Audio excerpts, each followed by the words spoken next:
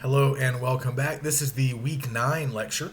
So I hope everyone had a good break. As I told you before the break, the rhetorical analysis essay is due at the end of this week. So we are spending the week working on that assignment. I have a lot of material in the week 9 overview that will help you to get started. We're going to talk a little bit today about how we're putting together the rhetorical analysis. There's a particular structure that I would like you guys to follow, or at least to sort of use the structure to guide you as you are writing. But just a brief review. If you remember, before the break, we were practicing synthesis. And I gave you a pretty simple process to help you get started with synthesizing your sources. That just means combining some of your sources in various ways so that you can talk about 2 or 3 sources at the same time later on in your argumentative research papers. So we talked about how necessary that is sometimes when we are working with a lot of sources. We're not always going to have space to devote an entire paragraph or an entire section to each one of our sources. So in order to be efficient and effective with our arguments, we need to sometimes talk about multiple sources in the same place at the same time. And there are some ways we can combine these sources to make that kind of work easier. So what we were doing before the break, our charts, focusing on similarities and differences, and of course the overall arguments that we find in our sources. And by writing about some of those similarities and differences, writing some of those generalized statements that we were talking about before the break, we are able then to achieve synthesis. So that's what we were working on before the break. Now we need to turn our attention a little bit more to the analysis side of this assignment. So obviously the rhetorical analysis, as the name suggests, it does require you to analyze things. But the stuff that we're looking for, the stuff that we're analyzing, is really no different from what we've been talking about all semester. So I want to kind of refresh your memories a little bit, and we're going to go back to some earlier concepts that we've already covered this semester. The artistic appeals, inartistic appeals, things like intention and audience, because those are all things that you can discuss in the analysis. So we're building on what we did before the break. I hope we're comfortable making those charts because we want to continue to do that. But now we're going to think a little bit more about what we're actually going to be discussing, what we're going to be getting into in some of the body paragraphs that we write for our rhetorical analyses. So hopefully by now you've selected 2 or 3 sources that you would like to work with for this upcoming assignment. So we're going to be continuing to do some of the work that we've already been doing with our summaries, with some of our paraphrasing, and most recently with our synthesizing. So we're obviously thinking about some of the big ideas, some of the major claims that we find in our sources. So when we're analyzing, we want to start with some of these big ideas, some of these big claims that have already appeared in our summaries,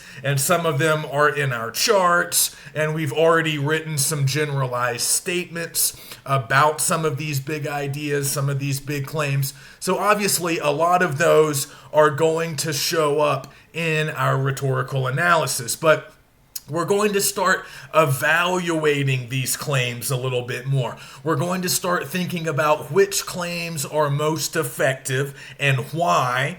Okay, what makes them effective? So that's going to give us a chance to think a little bit more about evidence. What kinds of evidence are we finding in our sources? I've already encouraged you guys to be thinking about evidence when you're summarizing, when you're doing a lot of the work that we've been doing. You need to look for the appeals. Okay, the artistic and inartistic appeals. Do we see pathos? Is the author making some kind of an emotional move to try to persuade us? Or are you seeing more numerical evidence? Are we seeing testimonials? Are we seeing other types of inartistic appeals? Remember, those typically are what we consider to be the hard evidence, studies, statistics, and the words of others. Those others might be experts. We might be looking at expert opinion, or we might be getting some eyewitness accounts. That's another type of testimonial. So you need to have a general sense when you're looking at these sources. What are we looking at? Are we seeing a lot of artistic appeals? That's usually going to mean that the piece is more opinion based. And that's another thing that you need to start looking for and asking yourself, am I dealing primarily with opinions in this particular source, or am I dealing more with facts? Is there more hard evidence that might be cited? And that's going to be the case oftentimes with academic sources, scholarly journal articles, books written by experts. They're going to cite their sources. They're going to have works cited pages or bibliographies. They're going to lean more heavily on inartistic appeals. But sometimes if we're looking at an editorial, maybe from a newspaper or a more opinion-based posting on a website, we might see more artistic appeals. We might see more reliance on pathos, but maybe also certain appeals to credibility. That would be ethos. So authors might be relying on their own knowledge or their own position, but then they're proceeding to often share opinion. It's okay to have some opinions here. It's okay if some of our sources are largely dealing in opinion. We just need to know that. We just need to be able to make distinctions between the different kinds of appeals, the different kinds of evidence that we see. So we're thinking about claims. We're thinking about all the different kinds of evidence that we see, and obviously we are still focused on the thesis, the overall arguments that the authors are making. But I also just want to remind you guys of some of the things that we were talking about, I think in week 2, maybe in week 3, when we were discussing advanced annotation. So you might remember this. As we continue to practice our critical reading strategies, ways to become better readers, after we kind of tackled the basics of annotation, underlining, asking questions, all of that stuff, we started talking about kind of the next level of annotation, some additional things to look for, identify, and discuss. And I said, these are the things that some of our annotations need to be about because we need to be thinking about some of these things, because later when we're analyzing and when we are arguing, we're going to need to talk a little bit more about some of these items. So we obviously mentioned thesis, and we've been talking about that throughout, but also stuff like intention, stuff like bias. See, now we're going to start evaluating things like that. We're going to start weighing in on the different biases that we might find in our sources, or what we think our authors are trying to accomplish in some of these sources. Remember, we talked about intention, the purpose of the source. Not always the exact same as the argument, although they will often be closely related, but sort of figuring out the larger purpose or intention, that's really more on you. I mean, the argument can often be found in the text. The intention, you might have to sort of make an educated guess, a hypothesis based on what you're seeing. It might not be laid out in the text itself, but you can often tell based on certain clues. And again, you need to know what kind of source you're looking at. Is it a popular source, like a newspaper article or something from a magazine or a website, or is it what we would call an academic source, which means it comes from a peer-reviewed academic journal, or maybe a book, written by experts, scientists, doctors, whatever. So based on what kind of source it is, you'll be able to make certain assumptions, educated guesses about the intention, what the authors are trying to achieve, and also what kind of audience the authors are trying to reach. Because as we've said, if you're looking at an article from a peer-reviewed academic journal, that audience, the intended audience for that, is somewhat limited. It's a relatively small audience consisting of other people who work in that field, other professors or experts, or maybe advanced college students. Whereas popular sources that appear in newspapers, magazines, or websites, and even certain books that are kind of intended for the general public, those sources are intended for any literate adult, anybody basically from teen years on, because no specialized knowledge or experience is required to be able to read that stuff and understand it. So as we've seen, these sources look different, they read differently, largely because they are geared towards different audiences. So you'll have a chance to talk a little bit about all of these things. Tone, you remember we talked about tone early in the semester. Some authors have a kind of entertaining, even humorous tone. If you remember the Area 51 article that we read back at the very beginning of the semester, kind of a humorous, playful tone. But a lot of academic sources written by scholars or experts, they're going to have a different tone. Often very serious, not a whole lot of humor, oftentimes in these peer-reviewed academic journals. That's not always the case, but it is more rare to find. So a more serious, professional tone. The language might be a little bit more difficult to understand, more specialized language, jargon, terms and concepts that are unique to specific fields like, medical science or other particular fields or areas of study. So you just need to be aware of all of this. So as you're reading, as you're annotating and writing your summaries, and even in your charts, as you start to synthesize, these can be things that you're looking for when it comes to similarities between sources, differences between sources. These are all fair game. Intention, audience, bias, overall thesis. And I think those are all of the ones, an audience, if I haven't already said that. So those are all of those components of advanced annotation that we've already talked about. So you should already have notes on those. Just remember to talk about those. Talk about evidence and get specific about evidence as well when you get into the appeals. And also just tackle some of the big claims, some of the ideas. Sometimes doing that will give you a direct pathway to talking about evidence or talking about intention or audience or something else. And in other cases, you can just wrestle with the ideas themselves. You might be explaining some of those ideas. You might be agreeing with some of them. You might be talking about why some of them are as effective as they are. You might offer counterpoints. You might push back against some of the claims or ideas in some of your sources if you don't agree with them. That's also fair game, but in some cases you're just wrestling with the ideas, explaining them, responding to them, making another move related to them. And then in other cases, contained within that idea or contained within that claim that you want to tackle and talk about, there's a piece of evidence or there's a particular item or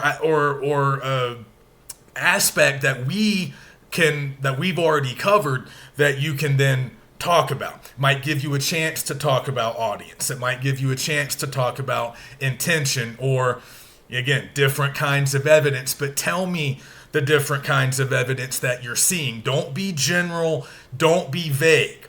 Okay, it's very important that you're able to express the evidence that you're finding in your sources. And if you just tell me that you see a lot of inartistic appeals, I don't always know exactly what that means without more specific detail. So talk about the examples, talk about the numerical evidence, talk about the testimonials.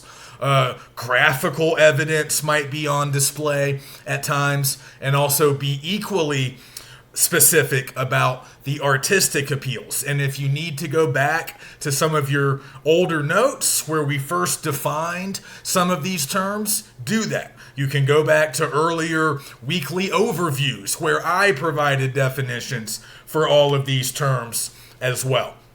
But remember, with the rhetorical analysis, you do have some room for opinion. So when I say that we are evaluating the effectiveness of certain claims and certain types of evidence that we see, that is inherently an opinion-based process. So when you evaluate, you're sharing your own views on not just what the author is saying, but how effective the author is at sort of communicating this information or this larger argument. So we'll talk a little bit more about that in a moment, but just remember all of those aspects of advanced annotation, and please review all of our old stuff about the appeals. There's a reason we covered all of that material early in the semester. It's because I wanted you guys to get comfortable with it so you can use it on both the rhetorical analysis and later on our research papers. Okay, so I just, in the week 9 overview, I just kind of started with some basic moves and things that you need to do anytime you're analyzing sources. Just some really basic things that you need to do sort of on a paragraph by paragraph basis as you start to build your rhetorical analysis.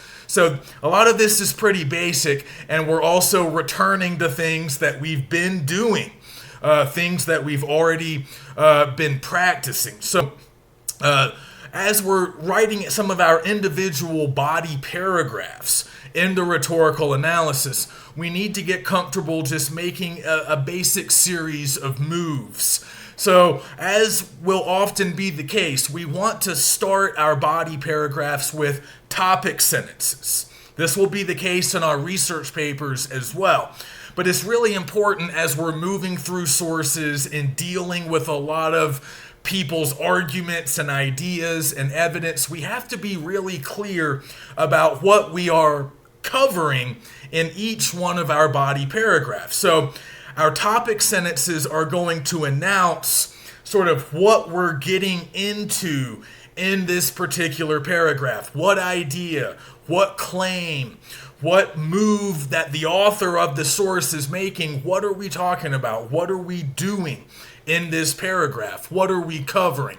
So oftentimes your topic sentence will be announcing the big claim or idea from one of your authors or multiple authors, whatever it is you're going to be tackling in that paragraph. And then after you make that announcement, after you establish that topic sentence at the beginning of the paragraph, you'll need some kind of follow-up explanation, usually.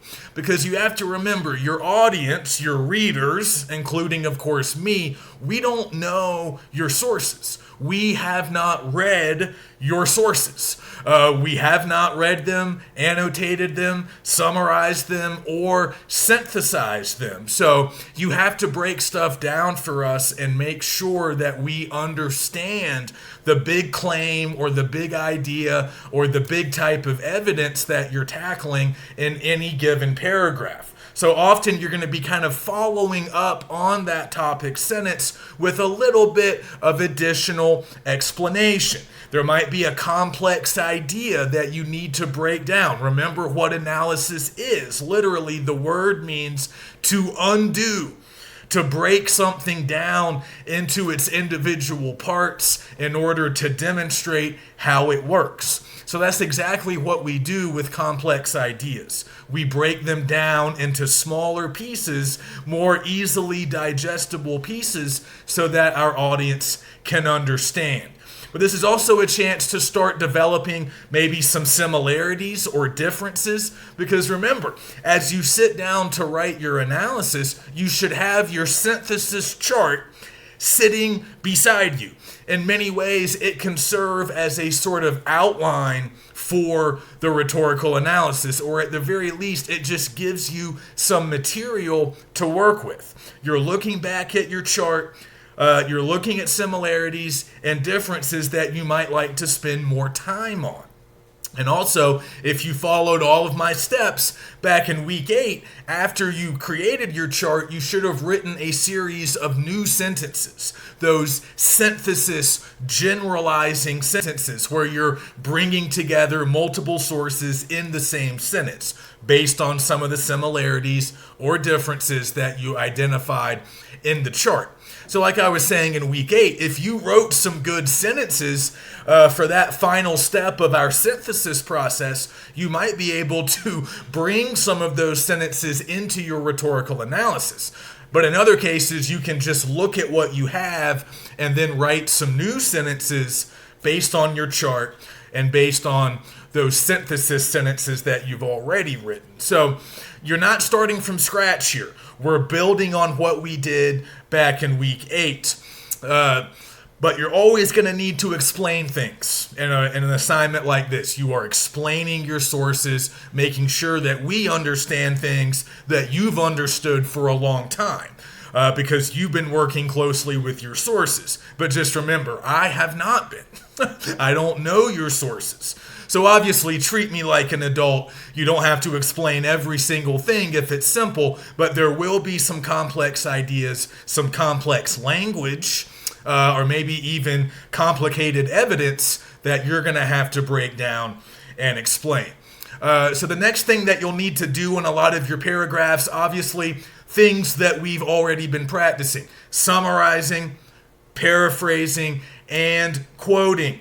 So when you're really working closely with your sources in your body paragraphs, and you're talking about similarities, you're talking about differences, you're breaking down complex ideas, discussing evidence, discussing intention, whatever you're doing, to help you do that, you're going to use these skills that we've been practicing. So I want to see little small mini summaries within the rhetorical analysis. I want to see paraphrases, and I want to see direct quotes. In some cases, you can summarize two sources at once. You might combine some of your paraphrases. In other cases, you can offer a paraphrase from one source followed by a paraphrase from another source, but there has to be a link. There has to be some kind of connecting tissue between those paraphrases. So be clear on that. We are building on what we've already done. You're not just slapping in a summary followed by a paraphrase followed by a direct quote. We've already done some practice stuff like that, but now you're writing a full essay. So all of the paraphrases and summaries and quotes, they need to work together. They need to be connected.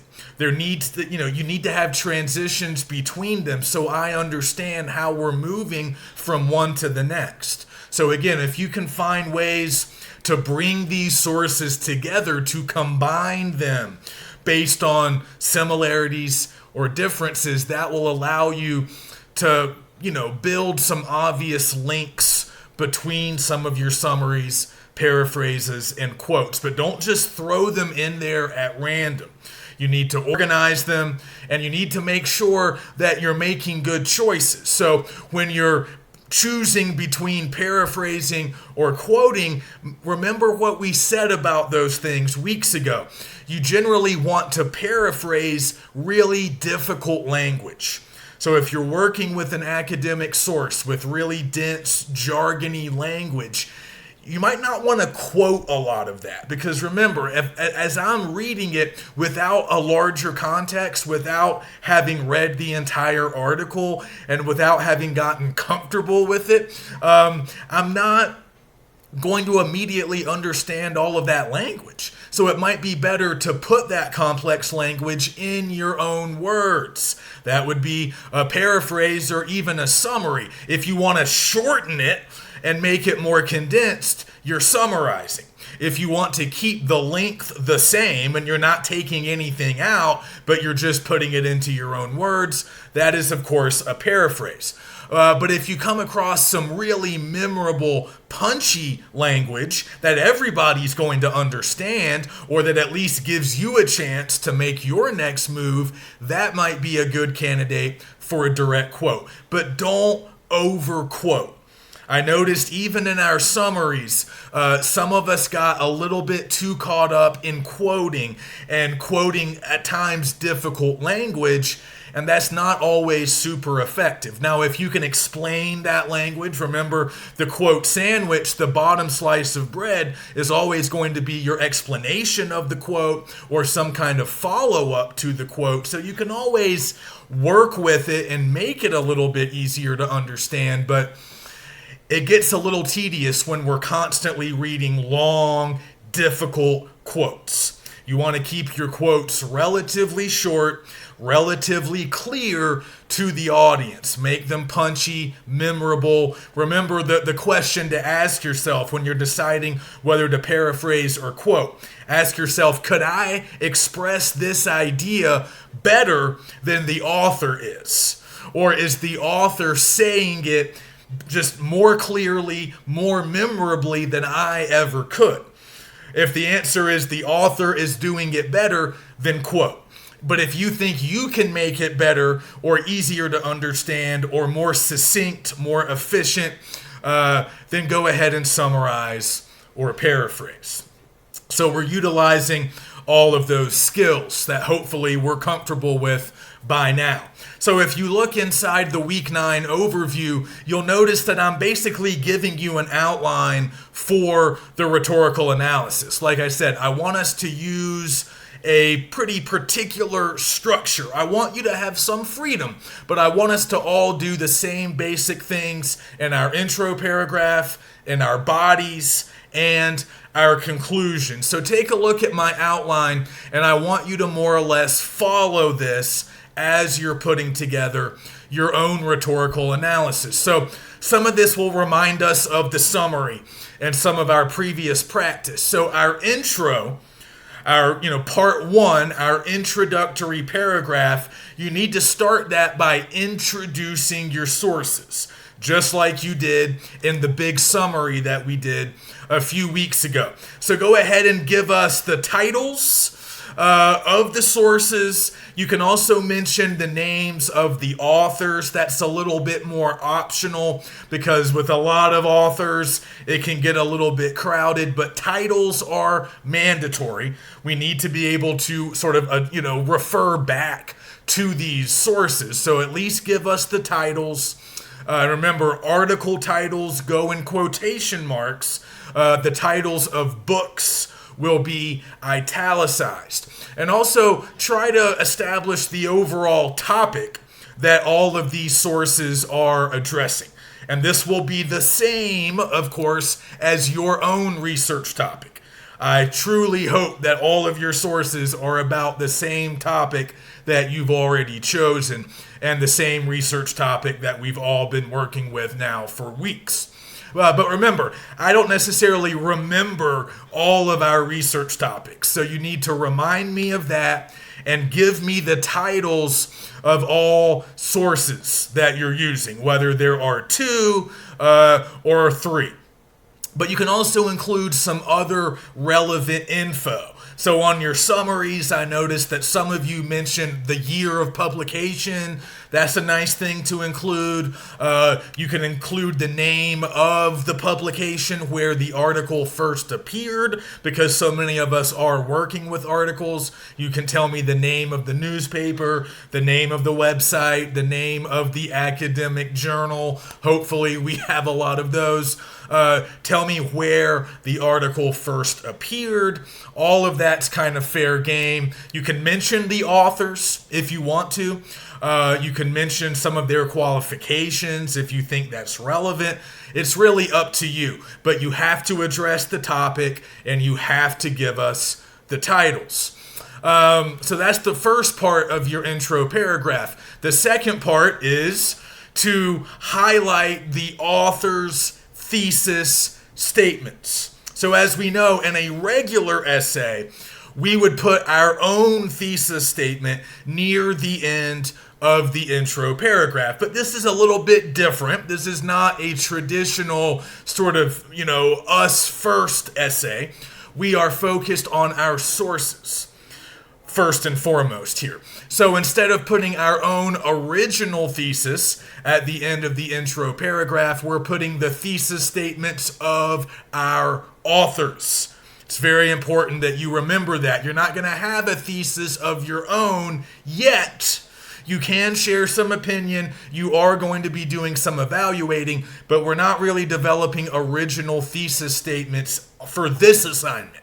We will, of course, be doing that for our research papers, but we are not there yet. So this is why the chart, once again, is very important, because that third column, you should have already filled in either like the thesis statements that you found, if you found what you think are direct thesis statements in the bodies of your sources, you should have put those in your chart. Or, as I told you in week 8, you can just rewrite what you think the thesis is in your own words, and that's actually better. For your own understanding, it's better to summarize or paraphrase the author's arguments just so you can get those in your own words and just so that you can verify that you do in fact understand the arguments, you're clear on them, you have a good handle on them. So again, use your chart. You should already have this stuff filled in. But it would be great here to go ahead and start synthesizing. Instead of writing 3 individual sentences talking about the arguments of all 3 of your sources, let's find a way to combine some of these sources into the same sentence, or maybe we write a couple of sentences where we're able to mention all 3 sources.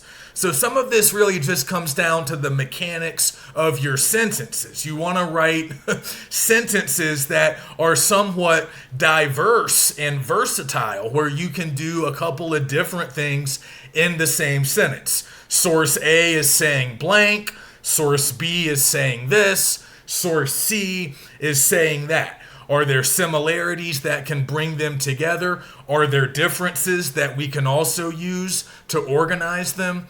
That's what we're trying to do. So that can start very early on right here as you're providing all of the thesis statements. Now, as we said in week 8, you might have some sources where you don't really feel like an argument is being made. You might not feel like the source is very argumentative necessarily, but at the very least, there is an intention.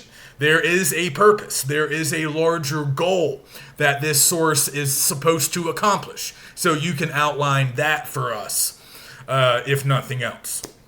Okay, so that's what you need to do in the intro paragraph. Now, when you move down to the bodies, like I said, try to use that structure that you find that I've already gone over up above in the week 9 overview. Topic sentence, explanation, and then some combination of summary, paraphrase, and direct quote. That's how you're going to build your bodies. But within that structure, look at what I'm telling you to do under body paragraphs. Like I've said, where's the evidence? What kind of evidence do we see? And can we make a distinction between facts and opinions? You need to be talking about that stuff in your bodies. So some of that stuff might fall under the heading of similarities, some are differences, whatever. You just need to cover them however you think is best. Also, get specific about the appeals. Like I was saying, use our terminology. There's a reason I've given you these definitions. We're all working with the same definition. So use the terminology and make sure that you're using it correctly. And then just weigh in on some of those other aspects of advanced annotation, like we've already been talking about: tone, audience, bias, intention. So that's what you're doing. The bulk of your work will, of course, get done in the body paragraphs. Throughout all of that, you're going to be summarizing, you're going to be paraphrasing, and when appropriate, you're going to be providing some direct quotes. So That's where most of your work gets done, and that's where the chart is really going to come in handy. That similarity column and the difference column and those generalized statements that you've already written. All right, and then finally, the conclusion. Try to restate the arguments just like you would normally do. You would normally restate your own thesis, but now we're going to be restating the thesis statements of our sources. Same basic idea, but again, the focus isn't really on us here. The focus is still on our sources. But then finally, I am going to give you a chance to get a little more personal and share more of your personal insights with the final two components of the conclusion. I want you to evaluate and respond.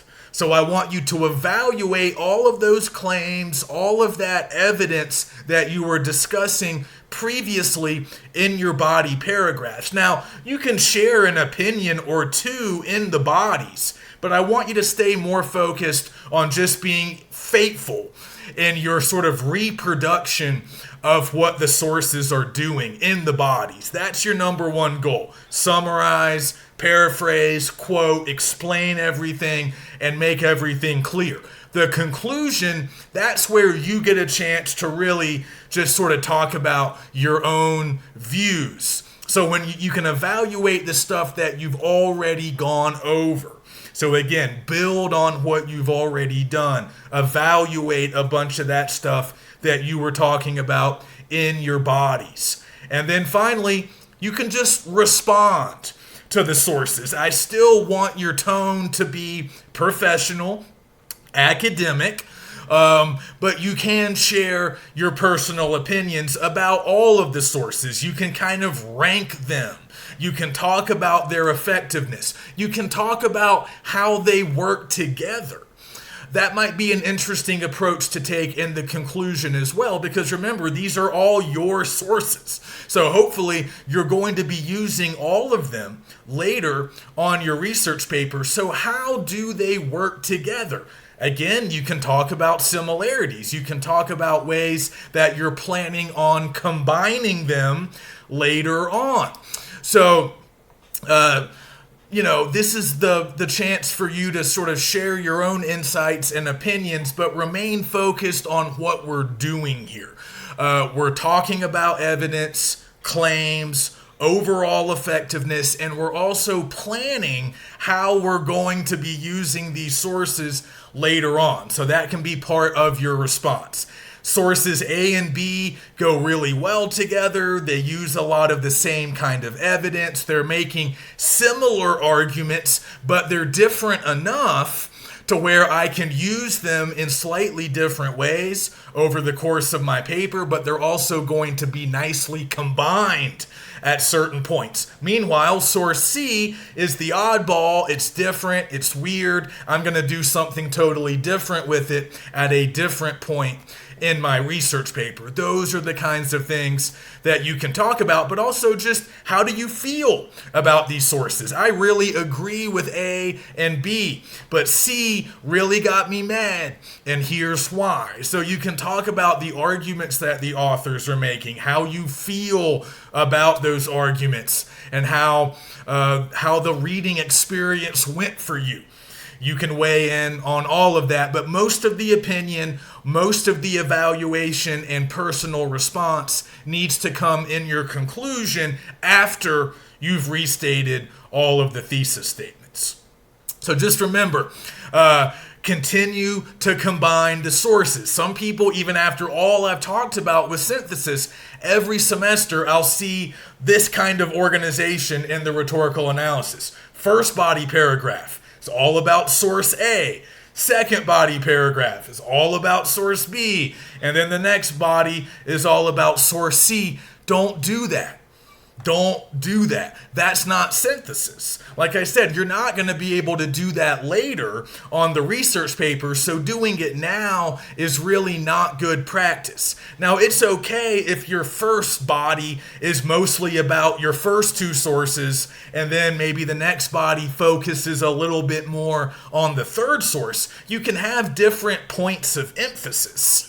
That's fine. You can lean a little bit more one way or the other, but we are synthesizing throughout all of our analysis. So it would be great if all of your body paragraphs touched on all of your sources. If you're finding various ways to bring them together in all of your bodies. But remember, as you're organizing your bodies, make sure that you're tackling like one big idea or a couple of big ideas in one body, and then maybe you're tackling something else in your next body, a type of evidence, particular example, whatever. Make sure you're covering different things in each body. You really need to get organized with this kind of essay. That's why I'm stressing the topic sentences that you write at the beginning of each body. Okay, what are we tackling in this body? What similarity? What difference? What big idea? What type of evidence? You have a lot of stuff to choose from. So as you're getting started, as you're outlining, try to plan each individual body paragraph that you're going to write. I've already planned your intro and concluding paragraphs. You don't really need to do that, but you need to plan your individual bodies. You need at least 3 bodies and probably more. So decide what you're going to talk about in each one of those bodies and figure out how you're going to combine your sources in each one of those bodies. And if you can do that, follow my steps, you should be in pretty good shape. So let me know if you have any questions. Please use all of the material that I've provided for you in the Week 9 module, and let me know if you have any questions or concerns. Okay, so the final thing that I want to talk about today, and I've, again, put this in the Week 9 overview. We really haven't talked very much yet about in-text citations, but I want to talk about them now because they are a part of this assignment. They are required in the rhetorical analysis. So we've been talking a little bit about in-text citations when we were discussing direct quotes.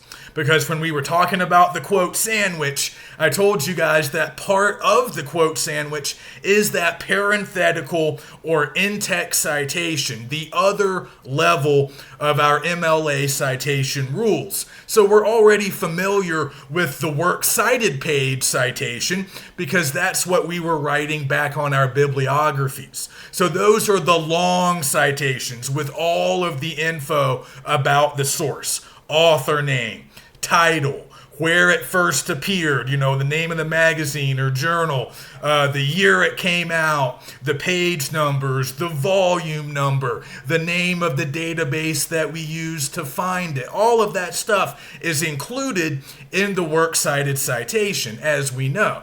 But the in-text citation is easier and shorter, and it contains a lot less info. So as we saw with our quote sandwiches, right after the direct quote, we need the in-text citation inside parentheses. That's why it's also called the parenthetical citation.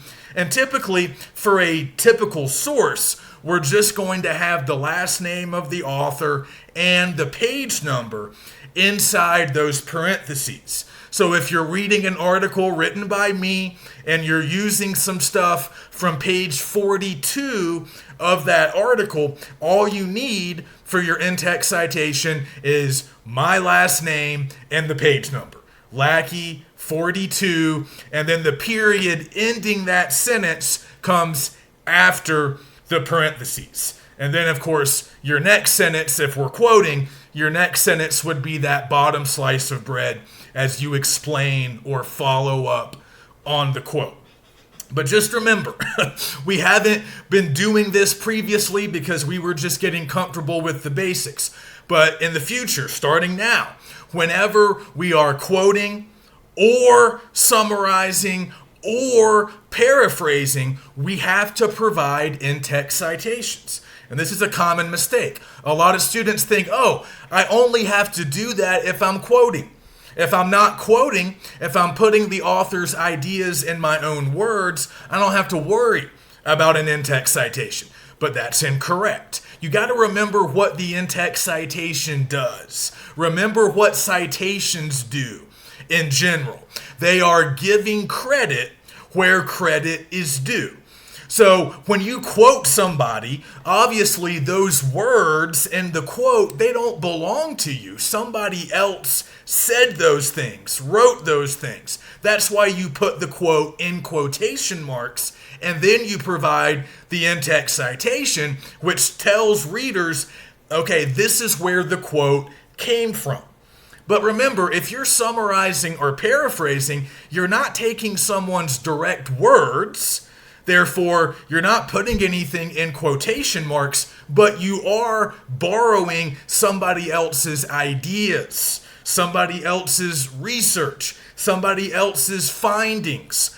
That information's not yours. You didn't come up with it yourself. You read about it in this source. So the words are yours if you're summarizing or paraphrasing. The words are yours, so you don't have to quote anything. But because the ideas are not yours, you must include the in-text citation. If you don't, you're essentially taking credit for someone else's work. So if you decide to summarize my article on page 42, there's a really good paragraph with good info. You don't want to quote any of it, but you want to summarize a little bit of it, maybe paraphrase a really important sentence, translate it into your own words. So you do that, and it's a good summary, it's a good paraphrase, but when you get to the end of it, if you're not putting an in-text citation with my last name and the page number, you're basically telling your readers, I did that. I came up with all of this, not Lackey. So you want to both refer to the author if you can. You don't have to, but it's nice to mention the author's name when you're summarizing or paraphrasing, but that's not enough. You also have to provide the in-text citation. If you are borrowing ideas and putting them into your own words, you still have to cite it because those ideas came from somewhere else. They don't belong to you. And as you probably know, failure to provide correct citations in English class equals plagiarism. And all plagiarism means is intellectual theft. You are literally stealing the words or the ideas from other people and passing them off as your own. It doesn't matter if it's intentional or not. If you're in a store and you accidentally put something in your pocket or it falls into your purse and you walk out of the store without realizing it, you might still get picked up for shoplifting.